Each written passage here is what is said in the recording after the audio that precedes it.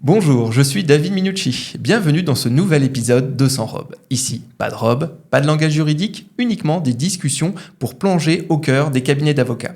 Alors aujourd'hui, nous allons discuter de l'équilibre entre la vie professionnelle et la vie privée. Et pour ça, j'ai le plaisir de recevoir 3 avocates autour de la table. Et donc, je vais commencer les présentations par Maître Sénégule Arras, donc avocate au barreau de Strasbourg en droit pénal. Tu es également vice-bâtonnière au barreau donc, de Strasbourg. Ensuite, nous avons Anaïs Fuchs, avocate au barreau de Strasbourg en droit de la famille et droit pénal. Et tu es également membre du Conseil de l'Ordre, des avocats du barreau de Strasbourg. Et enfin, nous avons Alice Canet, avocate au barreau de Strasbourg en droit de la famille et également médiateur. Je précise parce que je sais que c'est une casquette que tu mets beaucoup en avant. Et donc, pour commencer nos échanges d'aujourd'hui, je voulais parler un peu de la recherche d'équilibre. Alors, on entend beaucoup les jeunes avocats aujourd'hui parler de l'équilibre vie professionnelle, vie personnelle. Et en fait, quelque part, en tout cas, moi, j'ai le sentiment que c'est un peu en rupture avec l'ancienne génération. Donc, est-ce que... pourquoi, en fait, est-ce qu'ils cherchent cet équilibre vie personnelle, vie privée ? Est-ce que vous, c'est votre cas aussi ? Quel est votre avis un peu sur cette question ? Et puis, surtout, comment on fait, entre guillemets, pour avoir trouver l'équilibre ? Donc, je sais pas, qui est-ce qui veut commencer Je me sacrifie. Non, mais pour moi, c'est juste inenvisageable de sacrifier complètement l'un ou l'autre. Les deux sont importants, les deux me constituent, les deux me permettent de me sentir bien. Mmh. Et je pense aussi que pour pouvoir être un bon professionnel, il faut qu'on soit bien soi-même dans ses pompes. Mmh. C'est l'idée, on ne peut pas donner aux autres si soi-même on est vide. On va juste prendre l'énergie des gens et on ne va pas les aider à aller mieux. Mmh. Donc j'ai besoin de me sentir bien. Pour moi, la vie familiale fait partie de se sentir bien, ce qui n'est pas non plus une obligation, mais moi, c'est le cas. J'ai 2 petites filles. Et un compagnon. Ne l'oublions pas. Ne l'oublions pas. Depuis 15 ans. Et en rupture, oui, je pense qu'avant, c'était pas trop l'habitude. On avait plutôt en tête pour les femmes qu'il fallait se montrer très forte et qu'il fallait montrer que surtout, la vie familiale prend pas trop de place. Voilà. Mais pour moi, c'est important, c'est inenvisageable de faire autrement. Ouais, et puis surtout, le métier d'avocat, en tout cas, l'image qu'on en a, c'est l'avocat qui finit très tard le soir, qui passe énormément d'heures, qui travaille le week-end, parce que c'est quand même une profession libérale.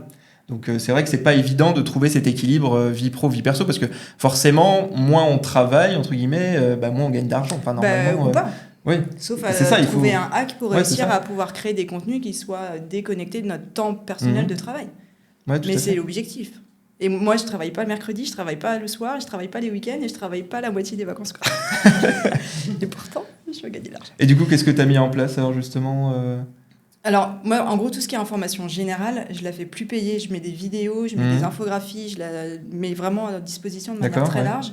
Donc, les gens ne payent que les conseils vraiment individualisés sur leur situation.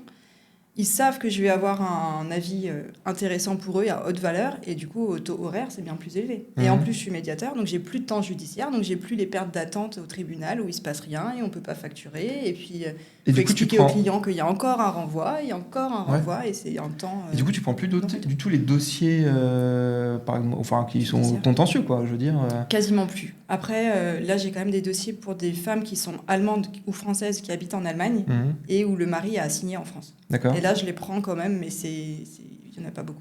Ouais, d'accord. Et oui, donc, t'as remarqué du coup qu'il y avait quand même un changement dans le fait en fait que tu donnes de l'information entre guillemets, je sais pas si c'est gratuit, mais en tout cas, tu diffuses beaucoup d'informations à tes clients. Tu trouves qu'en fait ils te sollicitent moins, t'as moins d'emails, parce que ça c'est un peu le défaut en fait dans la profession, c'est que les clients ils envoient énormément d'emails en fait au final. Alors moi je suis pas du tout accessible et très accessible à la fois. Je suis pas du tout accessible pour les gens qui sont pas mes clients. Pour prendre un rendez-vous avec moi, c'est par Calendly, mais je pense que vous avez aussi. Et il y a un questionnaire en plus d'entrée pour pouvoir prendre le premier rendez-vous, même si c'est un rendez-vous gratuit. Donc les gens savent ce qu'ils peuvent attendre avec moi. Et j'ai pas de gens qui viennent qui correspondent pas du tout à ce que je propose. Ouais, d'accord. J'ai pas le téléphone qui sonne tout le temps pour des trucs qui prennent juste du temps et où je suis déjà en train de réfléchir alors que c'est même pas mon client. Et par contre, pour mes clients à moi, là, je suis plus accessible. Parce que j'ai moins de clients, mais que du coup, je peux être là pour eux. Ouais, d'accord, donc c'est bien, c'est un bon équilibre. Et alors toi, Anaïs, déjà, est-ce que tu as réussi à trouver cet équilibre vie pro, vie perso ? Je dis pas que j'ai trouvé encore. Je vais prendre je note tes tips aujourd'hui, Alice. Alors déjà, pour revenir aussi à ta question, je suis d'accord qu'il y a 2 générations qui s'opposent d'avocats. Et je crois que notre génération, elle est entre les deux.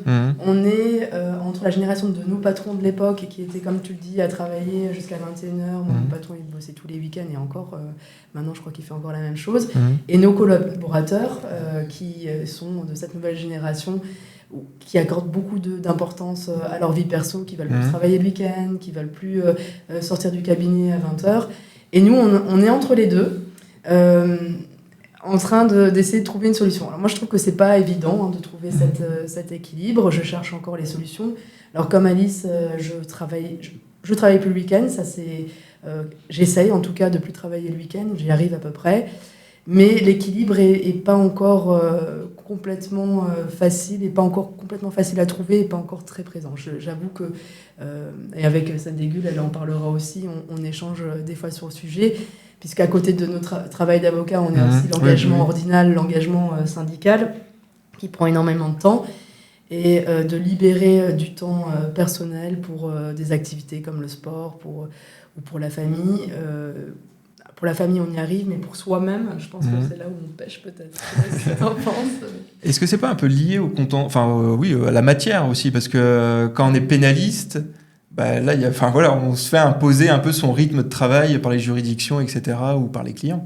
Est-ce que c'est pas un peu aussi lié à ça ou... Alors, ça peut être lié suivant la matière pénale qu'on fait, mais je crois que Sandy Gull, elle me rejoindra là-dessus, parce qu'on en a déjà parlé assez récemment.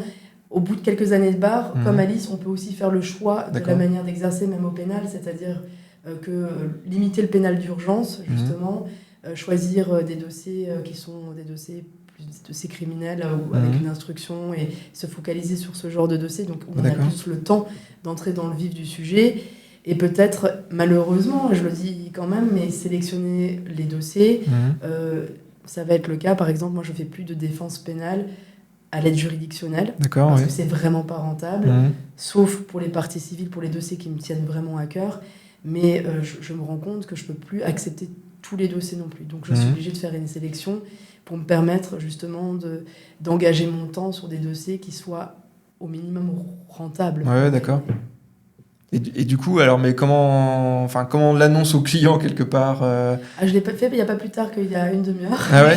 En expliquant, elle était témoin puisque c'était dans la voiture en venant ici, en disant voilà que je suis vraiment bien désolée, mais que je prends plus, en tout cas les majeurs, les mineurs, je continue parce que c'est mon dada, à les prendre à l'aide juridictionnelle, mais qu'un majeur, je prends plus à l'aide juridictionnelle parce que je lui ai expliqué à la cliente que c'est pas rentable pour mon cabinet, que je vais perdre de l'argent, que j'en suis désolée, qu'on ait 1200 avocats au barreau de Strasbourg, qu'elle peut prendre un avocat commis d'office qui sera sûrement très compétent, ou peut-être un plus jeune avocat qui a envie de développer sa clientèle et qui accepte ce genre de dossier, comme je le faisais il y a quelques années, parce qu'on peut accepter ce genre de dossier dans une démarche de développement de clientèle, ça peut être tout à fait intéressant, mais que pour ma part, si moi, elle me veut absolument, il va falloir effectivement me rémunérer. Et ça arrive une fois sur deux, parce que vraiment le client souhaite aller chez moi, qui disent dans ce cas-là, je vais quand même vous payer.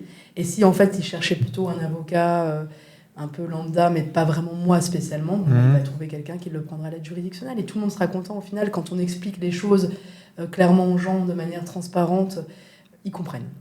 Oui, tout à fait. Oui. Non, mais je pensais que c'était intéressant d'expliquer, parce qu'il y a peut-être des jeunes confrères qui regardent, etc. Et donc leur expliquer un peu.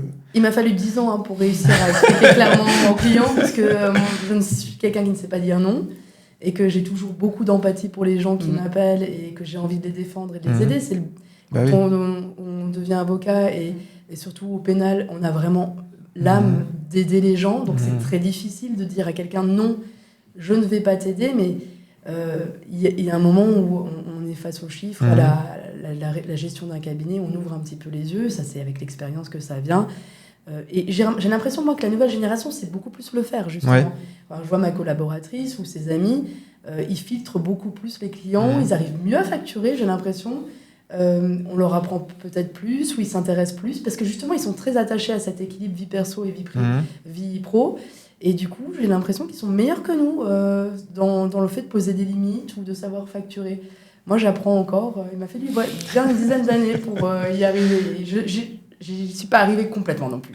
Des fois, je craque parce que vraiment, je suis touchée par l'histoire de la personne et je dis bon, allez, c'est pas rentable, tant pis. Et j'ai envie d'aider, je vais le faire quand même. Il y a un peu ce truc chez les avocats du syndrome du sauveur quand même. On voudrait rendre service à tout le monde. C'est bien, c'est des bonnes intentions en tout cas. Et alors toi, Sendegül, je sais pas, quel est ton avis un peu là-dessus ? Est-ce que tu as mis des choses en place ? Alors moi, je rejoins effectivement ce qu'Anaïs a dit. Je me retrouve plus en Anaïs qu'Alice. J'ai beaucoup encore de difficultés à trouver le curseur. Disons que je l'ai jamais trouvé. Alors j'essaye de le pousser plus vers l'équilibre familial, parce que je me rappelle, on a partagé, en tout cas Anaïs, je l'avais rencontrée déjà à l'époque où j'étais en collaboration et que j'avais découvert donc le cabinet. Et les horaires, on y passait, on y passait des horaires. On sortait très tard, on était dans le même cabinet. Et pour nous, c'était tout à fait normal parce qu'il fallait faire en quelque sorte sa place. Enfin, moi, je le voyais plutôt comme ça. Ouais. Faire sa place, s'affirmer. Et là, je reprends les propos d'Alice, se montrer forte et dire qu'on en est capable. Enfin, moi, c'est toujours ça qui m'a guidée. Après, j'ai de la chance ou pas, en fonction des moments, je le dis, que mon conjoint travaille beaucoup, et même le week-end. Donc, ça me laisse le temps, moi, de creuser, de travailler même le week-end, même la nuit. Ma seule limite reste les enfants. J'ai 2 filles, effectivement. Donc, j'ai un emploi de temps qui est quand même assez, plutôt en parallèle avec ceux de mes enfants. Oui. 8 heures, je les dépose. Je les récupère à 6 heures. Je redeviens maman jusqu'à 21 heures. Et je redeviens avocate jusqu'à 2 heures du matin. Et rebelote, voilà. Et sachant qu'on est aussi tenu par la matière, c'est vrai. Le droit pénal, c'est une matière compliquée, qui demande beaucoup de temps pour cerner l'âme humaine. C'est vrai, surtout dans les dossiers criminels où on essaye toujours encore de creuser pour trouver cette lumière ou ce bout de lumière, et donc ça demande beaucoup d'énergie. Et le plus compliqué, à mon sens vraiment le plus compliqué, c'est sortir finalement de ce monde pour revenir se connecter aux enfants et essayer de faire la part des choses. Et ça demande beaucoup d'énergie. Trouver l'énergie émotionnelle, la capacité émotionnelle. Redevenir maman, revoir le monde sous les yeux des enfants. Parce que les enfants restent innocents. Et d'être disponible pour eux émotionnellement. Ah oui, il y a des moments, effectivement, où on s'en veut, parce qu'on est tellement sur le qui-vive, parce qu'on aspire tout, éponge émotionnelle nécessairement. Parce que je pense que pour faire du pénal, il faut quand même avoir une certaine intelligence émotionnelle, une ouverture et une sensibilité. Et parfois, on aspire tout. Oui, bien sûr. Et là, faut ressortir. Sinon, à défaut, ça sort par effectivement le ton qui monte, alors que les enfants, ils sont pour rien. Oui, tout à fait. Et vous avez des moyens justement de décompresser, de penser à autre chose, déconnecter Moi, tous les week-ends, je cours 2 heures minimum. Ah oui. Si je cours pas... Ah mais 2 heures d'affilée Ah oui, sinon je deviens une pile électrique. Non, mais je marche entre-temps. Il y a des moments, effectivement... Moi, je me suis remis à la course à pied, mais bon, je tiens 1 heure, mais c'est déjà bien. Ah non, parce que faut évacuer. Parce que si on le sort pas, d'une manière ou d'une autre, chacun a ses propres... comment dire ça le mot juste, chacun a son propre moyen d'évacuer. Donc moi, c'est la course à pied pour évacuer toutes les pensées qu'on a encaissées dans la semaine, et après ça va beaucoup mieux. Mais je vieillis. Je n'arrive pas à courir 2 heures. C'est toute la difficulté. Moi, c'est un truc que m'a donné mon fils, en fait, qui a 4 ans. Alors, j'arrive pas totalement à le faire, mais la remarque qui me fait quand je rentre à la maison, c'est « Maman, pourquoi tu es tout le temps sur ton portable ?» Parce qu'en fait, je continue à rester disponible, à regarder les mails. Je ne peux pas m'en empêcher. Je suis addict, à mon téléphone portable, à la réponse immédiate aux clients. Et puis aussi, comme on est à l'ordre, les confrères peuvent être en difficulté le soir, même la nuit, nous solliciter. J'essaye, suite à cette remarque que mon fils m'a faite, de poser le portable sur la commode et de plus trop. C'est un objectif, on va dire. J'y suis pas encore parvenue, Et aussi le sport, c'est vrai que c'est un bon moyen. Alors normalement le vendredi midi, je fais du yoga à l'ordre des avocats. Désolé pour aujourd'hui. Voilà. J'espère que ça te détendra quand même. Mais l'ordre des avocats, propose des cours de yoga le vendredi midi, et c'est super pratique, c'est avec des avocats, des magistrats du coup, et on souffle un temps, et c'est vrai que ça fait énormément de bien d'avoir une petite heure des fois pour se recentrer. Ça, je pense que c'est intéressant que vous parliez un peu de ce que l'ordre fait pour essayer d'aider les confrères et consoeurs à trouver cet équilibre, parce que l'ordre est actif là-dessus. Anaïs était longtemps, 2 ans, présidente de l'UJA, et elle est toujours engagée là-dessus, notamment sur le soutien à l'accompagnement à la maternité et à la paternité aussi, qui s'ajoute. Mais pour répondre à la question, moi, je suis moins touchée que vous, parce que, je fais très peu de pénal et pas d'assises comme vous faites, et parce que moi, je travaille dans l'idée de permettre aux gens de s'entendre. Ce qui fait que moi, c'est des good vibes, quoi. C'est chouette, c'est agréable. Donc, j'ai pas besoin de virer toutes ces émotions-là. Au contraire, si je rentre super contente parce qu'on a fait une super médiation et que les gens s'entendent ou on a un accord avec un confrère sur un dossier, j'ai pas besoin de me nettoyer, quoi. Après, j'ai aussi, moi, le sport quand même, parce que j'ai plus d'une demi-heure de vélo matin et soir. Donc, pareil, le mouvement, ça permet de sortir et de faire un sas. Mais oui, moi, j'ai moins besoin Et t'as jamais de rendez-vous où les époux s'engueulent, ça hurle, non Non, pas pendant les rendez-vous. Ah ouais. Par contre, là, j'ai par exemple un dossier où la médiation, c'était top. Vous faites des rendez-vous à 4, je suppose, non, les 2 époux et les 2 avocats, non? Soit à 4, soit à 3, où moi, je reçois quand même les 2... Et oui, ça mais non, dans ce cas-là, quand c'est avec moi, non, ça hurle pas. En tout cas, ça peut monter un peu à un moment, ça fait cocotte minutes, mais après, ça redescend tout de suite. D'accord. Et globalement, quand il sort de là, c'est calme, c'est apaisé. C'est bien. C'est bien. C'est une bonne chose, au moins. Mais après, par contre, là, je te dis, j'ai un dossier où, retour avec discussion entre les deux, où c'est un peu remonté dans l'intervalle. D'accord. Donc là, c'est un peu quand même énervant, mais c'est pas le même sujet. Oui, c'est pas non plus, puis moi, j'ai pas les engagements ni syndicaux ni ordinaux que Sénégule et Annonce ont, en plus de la gestion de leur cabinet et de la gestion de la famille. Et est-ce que justement, pour en revenir un peu à la nouvelle génération, parce que en tout cas moi le sentiment que j'ai, alors après vous allez me dire à Strasbourg si c'est le cas ou pas, mais moi je viens de Lille, donc j'ai la vie plutôt des avocats lillois et quelques Parisiens, c'est que la durée des collaborations elle a quand même tendance à se réduire. Avant ils partaient sur des durées de 5-7 ans, même certains 10 ans de collaboration, et aujourd'hui on est plutôt, d'après ce que moi on me dit, on est plutôt autour des 3 ans. Voire même moins, des fois, pour certains. Est-ce que justement, ça vient pas de cette recherche d'équilibre vie pro, vie perso? Parce que quand on est son propre patron, on a l'avantage de pouvoir choisir quand on travaille, etc. En tout cas, on nous impose pas le rythme d'un cabinet. Alors, est-ce que ça en fait partie, justement? Est-ce que c'est pour ça que Alors, je sais pas, est-ce que déjà ça se réduit, les collaborations ici à Strasbourg? Moi, je vois, en tout cas, au Conseil de l'Ordre, ce qu'on peut constater ces dernières années, c'est que on a les cabinets peinent à recruter des collaborateurs. Ouais, alors que nous, quand on a prêté serment, ce qui explique peut-être pourquoi on en donnait peut-être trop à nos cabinets, on avait du mal à trouver un cabinet pour nous embaucher. Et là, la dynamique s'est complètement inversée. Pourquoi? Je n'en sais rien. Je ne sais pas si c'est tout d'un coup un choix. Il y a le Covid a beaucoup joué sur le changement de mentalité. Est-ce qu'on est complètement sous l'eau? Il y a plus de contentieux juridiques peut-être aussi. Je ne sais pas, je ne pourrais pas vraiment identifier la cause, mais c'est une réalité. Le fait que les collaborateurs, du coup, on leur fasse un peu des tapis rouges, des ponts d'or pour venir dans les cabinets, forcément, les cabinets sont obligés, pour attirer les collaborateurs, d'offrir plus de congés, des conditions un peu plus souples. Et tout ça fait... Voilà, c'est une espèce de nouveau mouvement qui s'est lancé. Et ça, je le constate.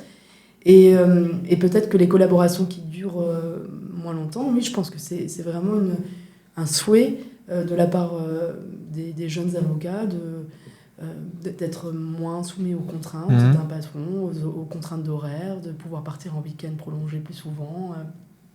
Parce que je suis pas sûre qu'il fasse vraiment une fois qu'il s'installe d'ailleurs. Parce que je pense qu'il peut être son pire patron au début en tout cas. Je pense qu'au début, c'est comme tout, c'est un peu une lune de miel, entre guillemets, où on se dit j'ai du temps, etc. Mais forcément. Non, parce qu'on flippe, mais je pense qu'après, il y a les finances qui rattrapent, parce que quand on a un prêt, etc., à payer. Bon, après, qu'on n'a pas encore de prêt, d'enfants, etc., je pense que dans ce cas-là, entre guillemets, on peut se permettre de baisser sa rémunération. Par contre, quand on commence à avoir des engagements, ça doit être un peu plus compliqué, quoi. Et inversement, ma collaboratrice me disait il n'y a pas longtemps, oula, moi quand je te vois stressé comme tu es, je suis pas pressée de m'installer en fait. Je suis très bien en collab, avec des conditions qui apparemment lui conviennent aussi, hein, parce que c'est sûr que je suis ancienne présidente de l'UJA, donc j'essaie de ne pas maltraiter ma collaboratrice. Mais elle me disait ça, je vois comme tu es stressée, en vacances tu t'arrêtes jamais, tu réponds. Elle m'engueule quand je rentre de vacances parce qu'elle a vu que j'ai répondu à mes mails. Elle le voit parce qu'elle voit ce que je fais. Et elle me dit, ça me donne pas vraiment envie, la vie que tu mènes. Donc, réfléchis aussi par rapport à ça. Et pour l'instant, elle n'a pas le souhait de s'installer. Donc voilà, ça double tranchant. Après, c'est sûr qu'il y a des cabinets encore ancien esprit qui, je pense, maltraitent ou pas, en tout cas exigent énormément de leurs collaborateurs avec une rétro qui non plus qui est correcte, mais si elle n'est pas agrémentée de dossiers perso, ne justifie pas qu'on reste jusqu'à 22h au cabinet et qu'on travaille le week-end non plus. Mais c'est ça, parce que quand on est collab, il y a la clientèle perso en plus de la clientèle du cabinet, qui fait que les horaires peuvent être vraiment longs et l'investissement important. Je pense, c'est la personnalité de chacun en réalité, hein, à choisir entre l'indépendance de l'esprit et l'indépendance financière. Parce que c'est vrai que moi, dans le cabinet, je suis restée en collaboration, on va dire, 6 ans, sauf erreur, dans le même cabinet, et ça travaillait. Mais c'était une possibilité de se rassurer soi-même en disant effectivement j'ai une rétrocession et donc je suis rassurée. Mais à un moment donné, lorsqu'on se retrouve avec 2 enfants et quand on fait la comparaison, on se dit bon, je préfère gagner mon indépendance d'esprit et pouvoir m'adapter pour justement la vie personnelle, quitte à devoir passer peut-être plusieurs heures, plusieurs jours, plusieurs mois, le temps de développer sa clientèle, mais de manière renversée, c'est-à-dire travailler la nuit pour garder les enfants ou s'occuper des enfants le jour, s'adapter sur l'emploi de temps. C'est vraiment une question de personnalité. Et les jeunes d'aujourd'hui, c'est vrai qu'ils ont beaucoup évolué. Moi, je pense... Anaïs aussi un peu peut-être. Alice, je ne sais pas, on est aussi de l'ancienne génération, même si on peut paraître jeune et qu'elle est la présidente de l'UJA, mais nous venons, j'étais ancienne présidente, mais je pense qu'on fonctionne quand même un peu sous l'ancienne génération. On nous a appris la valeur du travail, qu'il faut absolument travailler, faire sa place, etc. Et donc les valeurs ont depuis lors changé. Nous, ça fait combien d'années? 14 ans, 15 ans? Voilà, on est de la même promotion à peu près. Voilà. Et donc, la société évolue, tout change. Et les valeurs également, à mon sens. Il y a des priorités. Ils ont peut-être pas tort, hein, cette nouvelle génération. Certainement, probablement. Je regarde d'un œil à la fois un peu envieux, mais un peu méfiant, parce que je me dis, mais oui, est-ce qu'ils vont y arriver? Il y en a beaucoup s'installent tout de suite, d'ailleurs sans vraiment avoir été formés, du coup, ce qui est un peu... Parce que c'est un métier qui s'apprend beaucoup sur le tas, quand même. S'ils y arrivent, tant mieux. Et s'ils trouvent leur équilibre, tant mieux. Et qu'on est peut-être des vieux cons, déjà. Et c'est possible, c'est une possibilité. Donc, je regarde. Après, j'ai l'impression aussi certains se rendent pas forcément compte non plus de ce que c'est de gérer... un cabinet avec des charges qui sont énormes, l'URSSAF, CNBF, il n'y a pas que le prix du loyer, il y a plein de choses à payer. Puis il y a les fonctions support. Au début, tu ne payes pas tout ça. Quand tu t'installes directement. Les 2 premières années. Voilà. Mais après, la machine est lancée. Ah ouais. Et d'ailleurs, les jeunes qui s'installent, il faudrait peut-être éventuellement faire un récapitulatif des situations. Moi, je ne sais pas s'ils tiennent sur le temps. Parce que c'est bien de s'installer. Ça, c'est une réalité sur le temps T. Mais il faut voir un peu plus loin et éventuellement faire des statistiques pour voir qui est resté. Je crois que dans les 10 premières années... Il y en a beaucoup qui accrochent la route. Il faudrait comparer entre les collabs et les personnes installées. Je crois que c'est quelque chose comme ça. Moi, je crois que c'est 25% des avocats qui quittent la profession. Mais il faudrait comparer. Est-ce que ceux qui quittent sont plutôt installés, ou est-ce qu'ils sont plutôt à leur compte, ou est-ce qu'ils sont plutôt en collab, ou plutôt associés? Quel est leur statut au moment où ils quittent? Et je suis pas sûre que ce soit plus les personnes à leur compte que les personnes en collab. Non, je pense pas. Je pense que beaucoup de personnes qui quittent la profession sont des personnes dégoûtées de leur collaboration et qui n'ont pas eu la chance de découvrir ce métier et d'avoir le coup de cœur avec ce métier parce qu'ils n'étaient pas forcément dans le cabinet adapté. Et moi, souvent, je leur dis, avant de quitter la profession, essayez de t'installer quand même.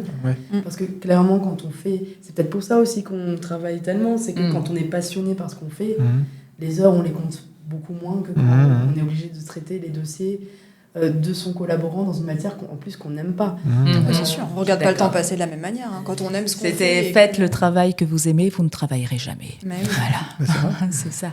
Elle a raison, Anaïs. À partir du moment où on est tombé sur le mauvais cabinet et qu'on reste sur cette mauvaise impression, c'est plus tentant de quitter que de recommencer à zéro, de découvrir une nouvelle matière et de se dire je suis fait pour ça. Et ça peut être plus compliqué peut-être de s'installer quand on a une bonne rétro et qu'on a quand même l'à côté de la clientèle perso, on est habitué à un certain confort de vie et que derrière il faut repasser à pas d'argent garanti, mais par contre les charges qui arrivent de manière certaine. C'est plus compliqué, je pense, de quitter ça que de se dire là j'ai encore rien et je peux monter petit à petit. Et je trouve que certains jeunes avocats n'ont pas forcément le côté aussi entrepreneurial des fois que nous on l'avait. Enfin, je ne sais pas à quel point les vieux avocats avaient vraiment cette réflexion entrepreneuriale, honnêtement. Mais ils sont moins dans la construction, moi je trouve. Ils sont plus dans le. Je vis un peu au jour le jour. Ouais, c'est l'impression que j'ai. Ouais, c'est vraiment l'impression que j'ai. Carpe diem, cueille le jour présent. Ils construisent pas, mais c'est après. De dire un truc comme ça. Il n'y a pas de règle vraiment. Ça dépend. Mais après, je sais pas s'ils ont. Enfin, en tout cas, moi, les jeunes que je côtoie, etc. Mais je sais pas s'ils ont tort, parce qu'en fait, on est dans une société qui est tellement imprévisible qu'en fait, on cherche à prévoir un peu les choses, mais en fait, ça se passe pas toujours comme on veut. Non, c'est pas prévoir. On cherche à avoir une vision, un cap, pour se diriger en se disant je vais aller vers ça et ça me fera du bien, je sais que je suis au bon endroit en allant vers ça, même si effectivement mon cap je vais peut-être le revoir au fur et à mesure des évolutions sociétales ou du statut. Ou peut-être il faudrait peut-être un jour poser la question directement aux jeunes en fait, qu'est-ce qui les motive et pourquoi ils changent. Moi je ne demande que ça qui viennent dans cette émission, mais pour l'instant personne n'accepte. J'ai pas pensé, moi j'ai pas pensé non plus à demander à des. Personne n'accepte, en tout cas moi pour l'instant j'ai que des refus. C'est intéressant de voir pourquoi, qu'est-ce qui se passe. Tu pourras revenir à Strasbourg. Mais j'aurais pu me demander à ma collaboratrice, mais qui travaillerait alors si...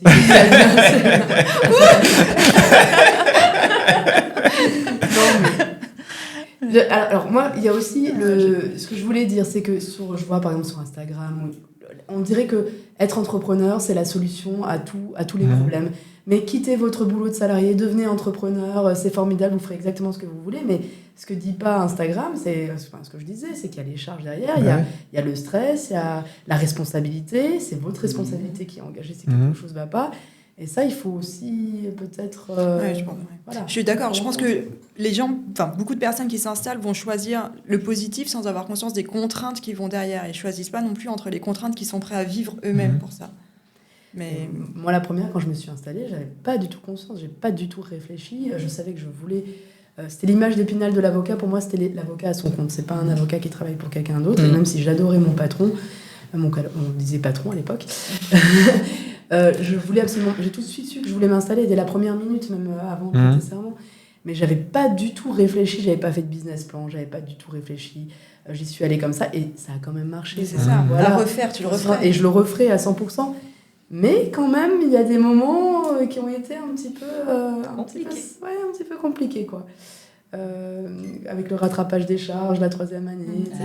Voilà, donc, c'est plus ou moins provisionné, mais voilà. Mais on s'apprend, on s'adapte, et quand on veut, quand on a la passion... Et qu'on a du soutien quand même aussi autour de soi, éventuellement.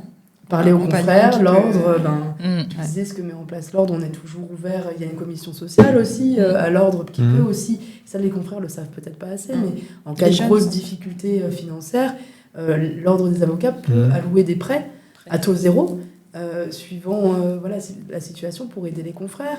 À démarrer, par exemple. Il y a la possibilité de se domicilier à l'ordre aussi, quand on n'a pas de locaux, qu'on vient de se faire peut-être perdre sa collaboration, qu'on veut s'installer mais sans engager trop de frais.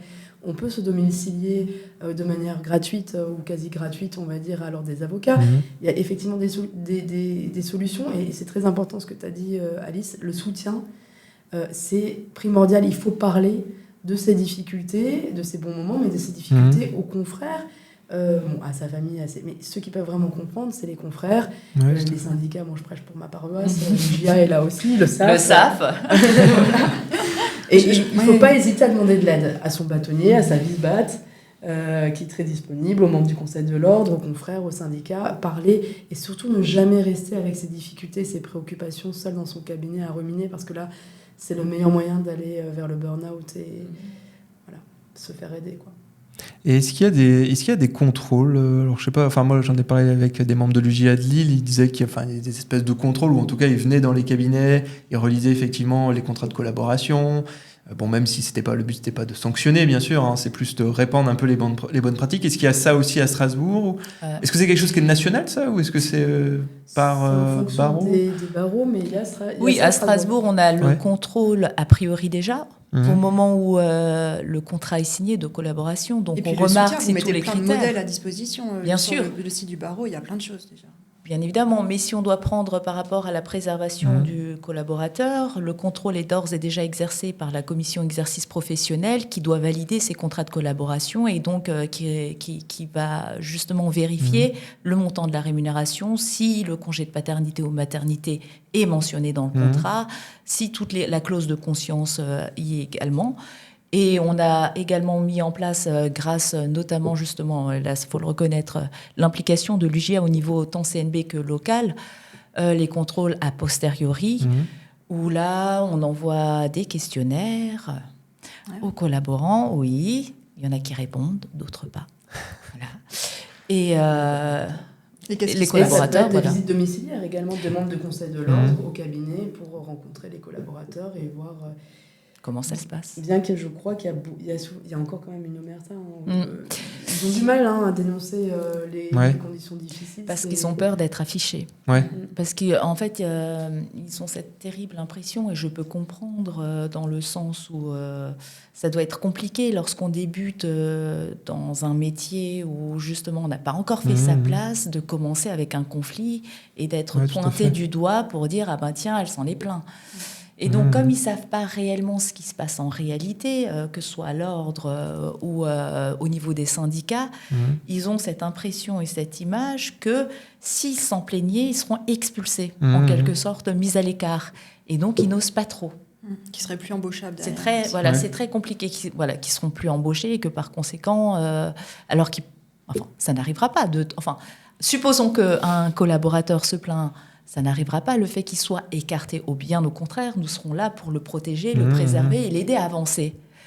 Et en tout état de cause, rien ne l'empêcherait, à supposer que il estime qu'aucun cabinet ne pourrait le reprendre, comme l'a dit Anaïs, de s'installer. Il y a toujours une possibilité, il y a toujours une porte de sortie, toujours. Je pense que pour ça, c'est important d'être vraiment en réseau, connecté, de pouvoir avoir le bouche à oreille. Je pense qu'à Strasbourg, ça se fait quand même aussi beaucoup par le bouche à oreille.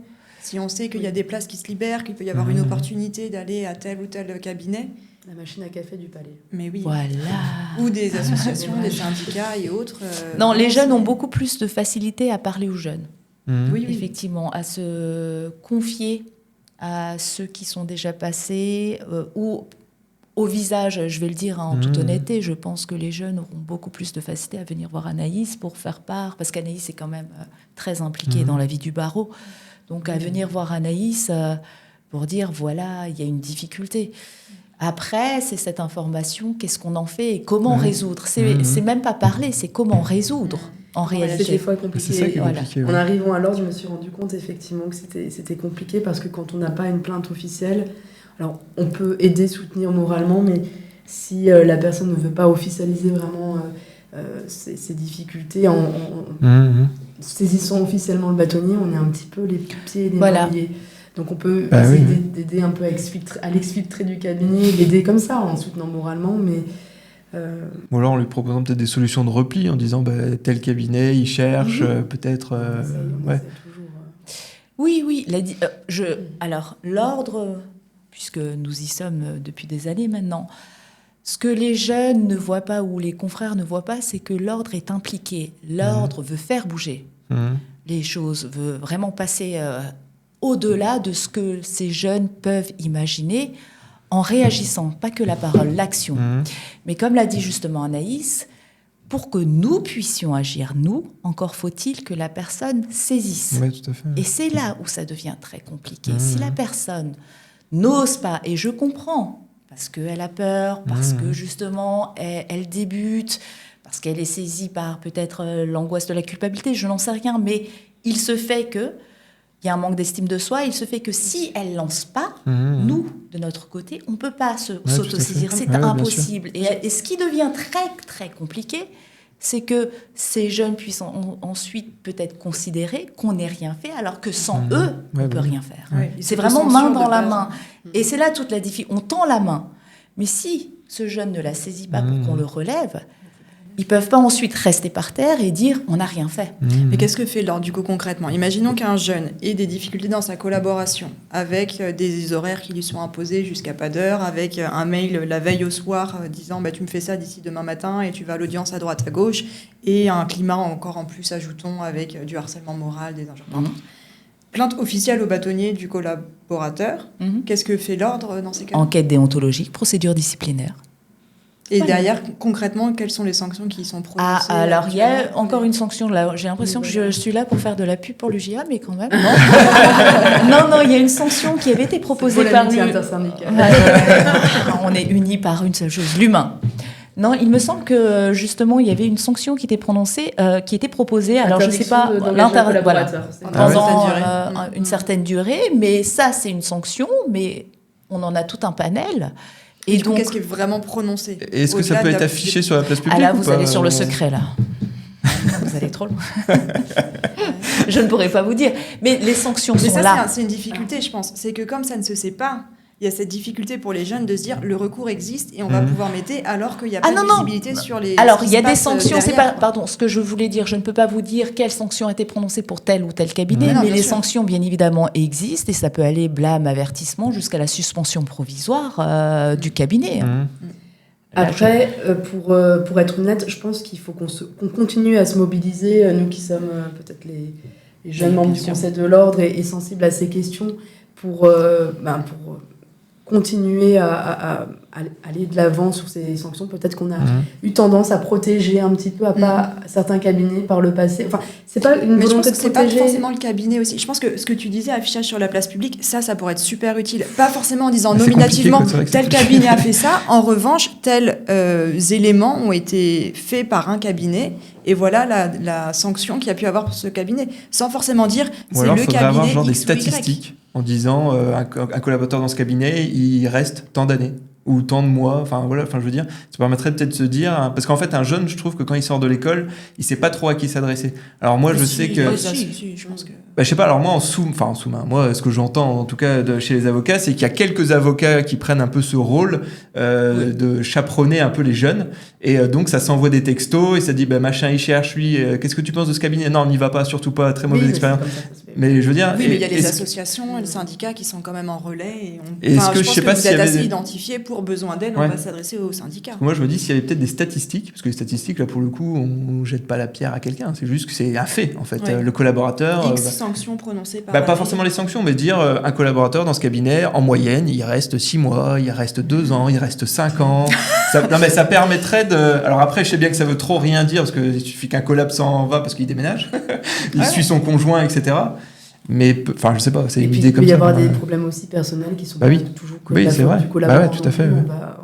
C'est pas évident. Non, mais je pense que sanction disciplinaire, juste de dire dans telle situation, il y a une sanction qui a été prononcée, ça permettrait aux jeunes de se rendre compte que oui, il y a des choses qui sont faites, et sans forcément nommer le cabinet, même si je pense que dans le fond, pourquoi pas. Pourquoi pas affichage, salle des cases, tel cabinet condamné à X pour avoir fait ça. Ouais, je comprends que ça fasse peur, mais... Ouais. En tout cas, pas trop. On peut les dérives sur ce genre de. Mais en fait, ce qui pourrait être intéressant aussi, c'est que ce soit doublé directement de préconisations sur comment bien faire pour pouvoir passer les commissions. Ça, c'est pas bien. Il y a les commissions comme on a des commissions au sein de l'ordre, commission jeunes barreaux justement, où la personne, le collaborateur on lui demande juste de se mettre en relation avec cette commission, et là, il a accès à tout. Que ce soit quel cabinet, justement, ces membres du Conseil de l'Ordre savent ce qui se passe au sein de l'Ordre.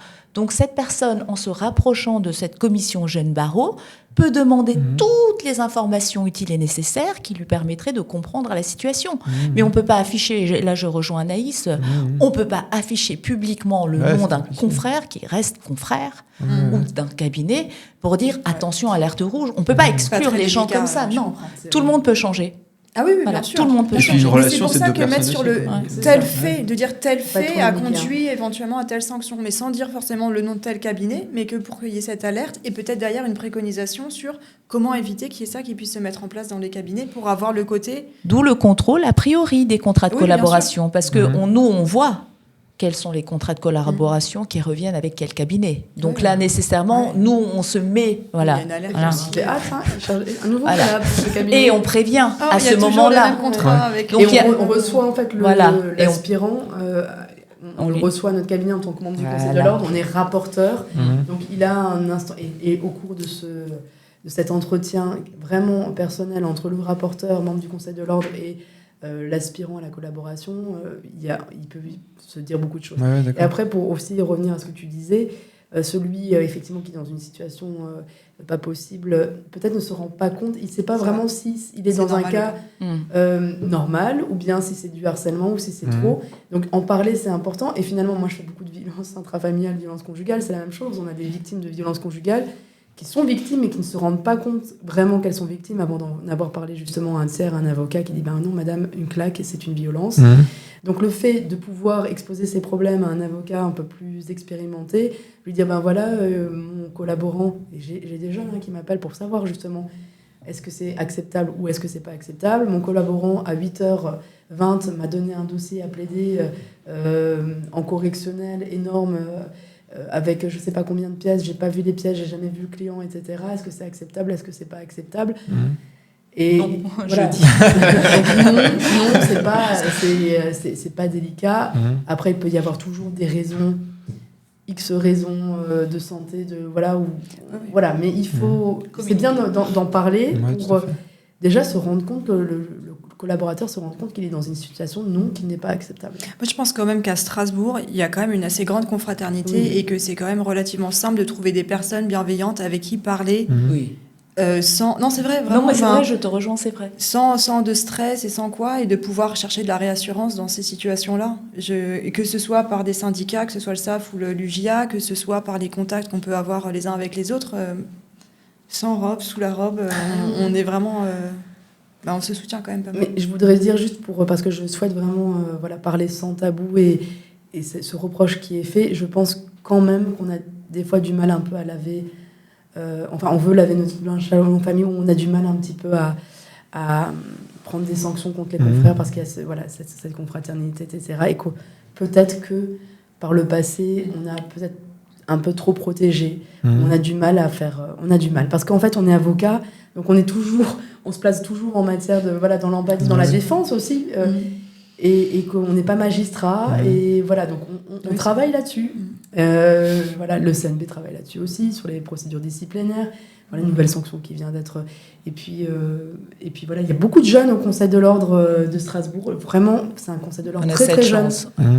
C'est vrai qu'on a beaucoup cette chance aussi, pour changer l'état d'esprit. Là, je parle au nom du bâtonnier et je pars pour le bâtonnier. Moi, je pense que sur ce point, elle est intransigeante et elle reviendra certainement pas sur les habitudes passées, à savoir on ne va rien dire ou on va préserver tel cabinet parce que non, elle est très intransigeante. Elle n'est pas seule. Il y a aussi toute une commission derrière, tout un conseil et elle est très ouverte. Ce qui est très important, très ouverte dans l'échange, dans la discussion. Et l'ouverture permet justement de changer l'état d'esprit. Donc, allez-y les jeunes, venez vous plaindre. Je pense qu'il y a vraiment ce truc de dire ça c'est pas bien, sauf que beaucoup ne savent pas comment faire autrement. Quand eux-mêmes sont surchargés de dossiers, qui sont aussi complètement débordés, qui donnent le dossier un peu au dernier moment, mais ils savent pas comment faire autrement, ils n'arrivent pas à gérer autrement leur cabinet. Oui, mais ils doivent pas décharger leur... Justement, l'erreur vient d'eux. Donc c'est pas aux collaborateurs... De payer les pots cassés, bien sûr que non. Mais du coup, pour s'en sortir, je pense que c'est leur apprendre... Oui, il n'y a pas de malveillance. En fait, ils se retrouvent dans une situation tellement... Eux-mêmes, ils sont tellement surchargés, tellement compliqués que leur seul moyen, c'est de dire prenez. Enfin, à qui, mais à culpa. J'ai eu des moments où j'ai pris des stagiaires et j'en prends. Mais à un moment donné, sans s'en rendre compte, on peut aussi leur dire, par exemple, faites tel dossier sans s'en rendre compte qu'effectivement, on lui avait déjà donné un dossier. Non pas parce qu'on veut leur surcharger ou leur donner beaucoup de travail, c'est que nous-mêmes, on a oublié, qu'on a été pris par un autre dossier et qu'on s'en rappelle plus, et que finalement, il suffit juste de communiquer. Encore une fois, toujours, c'est la communication. À partir du moment où il y a la communication de part et d'autre, et ben on trouvera toujours un accord. Et c'est souvent ça qui manque. Je pense que ça, c'est un conseil aussi important à dire aux jeunes. Parlez-en avec votre collaborant s'il y a quelque chose qui vous dérange. Parce que s'il n'en parle pas et qu'il encaisse, ça va déborder. La pression monte, ça monte. L'autre n'a rien vu, parce que l'autre ne comprend pas, ou l'autre est dans son monde, et ça explose. Et le management, c'est très difficile. On n'est pas formé à être collaborant. On n'est pas formé au management à l'école d'avocat. On ne se rend pas compte que on est chef d'entreprise, on doit gérer les collaborateurs, les secrétaires, on les l'a jamais fait. On ne nous apprend absolument pas à le faire. Donc, soit vous avez un peu la fibre, soit pas. Et même quand on a la fibre, bien entendu que je fais des erreurs. C'est obligé. Et heureusement que j'ai une collaboratrice qui a le caractère pour me dire ce qui va pas. Et on peut échanger. Mais c'est vraiment pas facile non plus pour les collaborants. C'est peut-être aussi parce qu'elle se sent en sécurité aussi au sein du cabinet. Enfin, je veux dire... J'espère. Elle a du caractère et c'est très bien, il faut pas hésiter. Mais tout le monde n'a pas ce caractère-là, tout le monde n'est pas capable de poser des limites. Mais c'est juste évident qu'on va faire des erreurs de management, c'est évident. Mais on n'a jamais été formé pour ça en réalité. Nous, on sort de la faculté de droit. De la faculté de droit, on a fait les RH. On ne nous a pas dit comment apprendre à traiter un collaborateur, etc. Soit on a ça parce que c'est inné. Oui, mais même comme ça. D'une certaine manière ou d'une autre. C'est que c'est le savoir-être, c'est le savoir-vivre. Et donc, on arrive à comprendre et à transmettre. Soit par moment, on est surchargé et qui fait que l'autre se sent malmené et harcelé. Je ne dis pas qu'il n'y en a pas. Ça existe. Le monde parfait n'existe pas. Ça, j'ai compris. Mais voilà, on ne nous a pas appris et par moments, ça peut devenir très compliqué. Mais il ne faut pas croire que tous les cabinets d'avocats qui embauchent sont méchants, sont mauvais. C'est pas... Mais en parler le plus rapidement possible avec son collaborateur, avec d'autres en face aussi. Pour désamorcer dès le début. Bon, écoutez, je ne sais pas s'il y avait d'autres points que vous vouliez voir, parce qu'on arrive déjà à la fin. La crèche, le projet de crèche, moi j'aimerais bien que vous en parliez. Je ne donnerai pas le nom. Madame le vice-patron. C'est en cours. Explique le projet, peut-être. Alors, le projet, nous souhaitions justement mettre en place une crèche au sein même de la maison de l'avocat pour faciliter tous les jeunes mamans et papas à pouvoir non seulement exercer et parallèlement être maman et papa. Et pouvoir s'adapter les horaires. Parce qu'on est tous passés par là. Nous sommes toutes passées par là. Moi, je me rappelle, la plus grosse difficulté, c'est quand j'étais enceinte, c'était de trouver, justement, à la sortie du congé de maternité, quelqu'un à qui confier mon enfant. Entre la nourrice, les crèches... Encore, c'est bien de trouver... Enfin, moi, j'ai pas pu faire la crèche, je parle pour moi, tout simplement au regard des horaires. La crèche, les horaires étaient très limités. C'était 8h, 18h, et encore... Donc, je me suis rabattue sur la nourrice. Mais ça coûte beaucoup d'argent, la nourrice. Surtout quand on fait des heures supplémentaires. Et donc, ça arrive. Anaïs l'a vécu, Alice certainement. Non, moi, c'est la crèche, mais ça coûte cher. La crèche, ça coûte... la crèche, moins cher que la nourrice. Donc, on s'est dit, pourquoi pas mettre en place justement un projet pour que les jeunes parents puissent confier au regard des horaires. Nous, c'était vraiment adapter les horaires pour que ces jeunes puissent exercer, et notamment ceux qui veulent plaider, je parle aussi pour les civilistes, qui doivent plaider à tel barreau, qui doivent prendre le train très tôt, et qui puissent déposer leur enfant en toute tranquillité dans la maison du barreau. Donc, ils se doutent bien qu'on va bien les garder. Alors, je me suis dit, je vais me reconvertir. Non. Marions pas. Voilà. J'y ai réfléchi, je me suis dit non, mais deux suffisent. Que les avocats du barreau de Strasbourg. Je suis pas sûre. Le plus compliqué. Le plus compliqué des métiers, c'est d'être parent. Mais c'est de s'occuper des enfants. Vraiment, c'est le plus compliqué. Donc moi, c'est bon, j'ai déjà mon métier. À la maison J'en ai déjà 2. Ça me suffit. Mais un poste est ouvert si le projet arrive à terme. Très génial. Et c'est pour bientôt? Non, c'est pas encore. Il y a pas encore de date, il y a pas encore de. Ah, on espère. En tout cas, on espère que ce soit sous la mandature.